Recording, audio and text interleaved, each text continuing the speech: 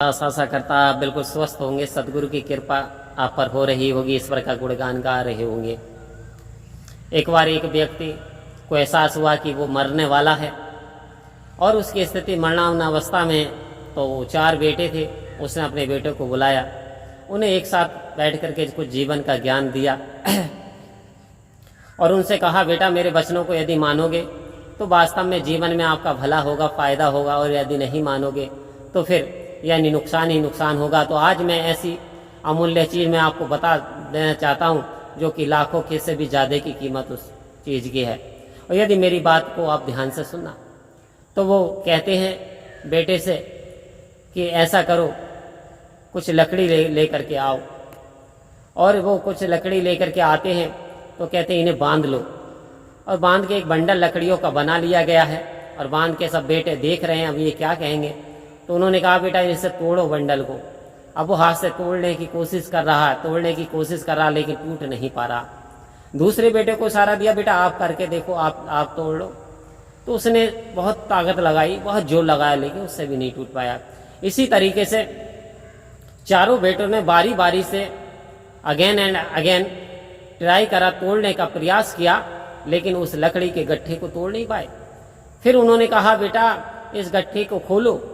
और जब उस गट्ठे को खोला तो बोले इसकी लकड़ियां अलग अलग करो। अब फिर कहा, बेटा एक लकड़ी उठाओ, तोड़ो। तो उस व्यक्ति से जिसने कहा था उसने तोड़ दिया, दूसरे से कहा उसने तोड़ दी। इस तरीके से चारों ने लकड़ियां तोड़ दी।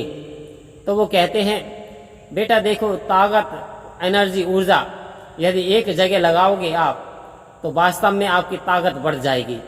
और यदि डिफरेंट जगह आपकी एनर्जी है तो आपकी वो ताकत काम नहीं कर पाएगी। यानी यदि आप यूनिटी में रहे, आप एकता में रहे, तो आपको कोई नहीं तोड़ पाएगा। ये जो बंडल है ये एकता में बंधा हुआ था, आपको कोई अलग नहीं कर पाएगा, आपका कोई बुरा नहीं कर पाएगा। लेकिन यदि आप बिखर गए, आप आपस में मनमुटाव करने लगे, तो ये समाज आप पे भारी पड़ जाएगा। तो जीवन का ज्ञान दे रहे थे तो उन्होंने कहा था, जी पापा जी हम ऐसे ही करेंगे। आओ संत महात्माओं, देखने को मिलता है आज सदगुरु तो कह रहे प्यार का मुजस्मा बनो, प्यार का स्रोत बनना है हमें भाईचारे की मिसाल कायम करना। लेकिन देखने में आ रहा कि आज परिवार टूट रहे हैं, आज जो डिवोर्स हो रहे हैं, आज पति पत्नी एक साथ नहीं रहना चाहते, आज यानी बच्चे पिता को नहीं देखना चाहते, बुजुर्ग हो गया तो कहते हैं कि बोझ है। अभी ऐसे ऐसे हालात हुए कि सड़कों पर कुछ बुजुर्ग इस हालात में छोड़ दिए जाते हैं कि फिर पलट के भी नहीं देखता इंसान। तो आओ संत महात्माओं, सदगुरु तो इस ओर इशारा दे रहे हैं कि आप अपने घर का जो भगवान था, आपके मंदिर का जो भगवान था, आपने उसे बाहर निकाल दिया। आखिर किस कारण? क्योंकि अभी हमने वो संस्कार नहीं पा रहे हैं। अभी हम रामायण वाला, अभी हम गीता वाला पाठ तो पढ़ रहे हैं लेकिन अपने जीवन में नहीं ढाल पा रहे हैं। आओ संत महात्माओं, किरदार यदि भगवान राम का देखें तो किस प्रकार से उन्होंने अपना किरदार निभाया, किस तरीके से एक बेटे का, किस तरीके से एक भाई का, किस तरीके से एक पति का किरदार निभाया। तो आओ संत महात्माओं, लेकिन एक ही चीज इंसान को बिखराव करने से रोक सकती है, और वो शक्ति तो जानवरों के पास भी बहुत है। खाते कमाते तो जानवर भी हैं, लेकिन वो चीज जानवरों के पास बहुत ही कम मात्रा में मिलती है। होती है, ऐसा नहीं है कि नहीं होती है। आओ संत महात्मा, वो है प्रेम, वो है एकता, वो है करुणा, वो है दया।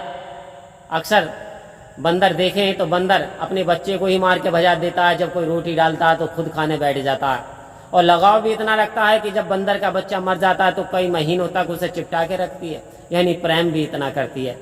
तो कुछ चीजें होती भी हैं लेकिन उन्हें पूरी तरीके से नहीं अपना पाते। लेकिन एक इंसान जब सतगुरु ने कृपा करी और प्रेम भर दिया तो इससे कह रहे हैं कि अब तो ये प्रेम का मुजस्मा बनना, स्रोत बनना है।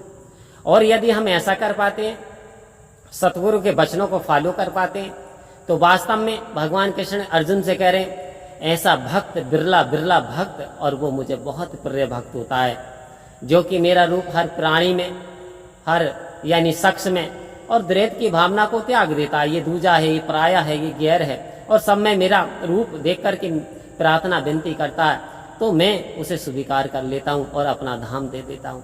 आओ संत महात्मा स्पष्ट कह रहे हैं कि तत्वदर्शी महात्मा।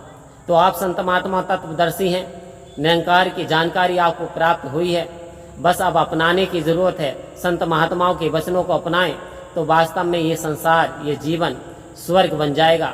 इस जीवन में शांति रस घुल जाएगा।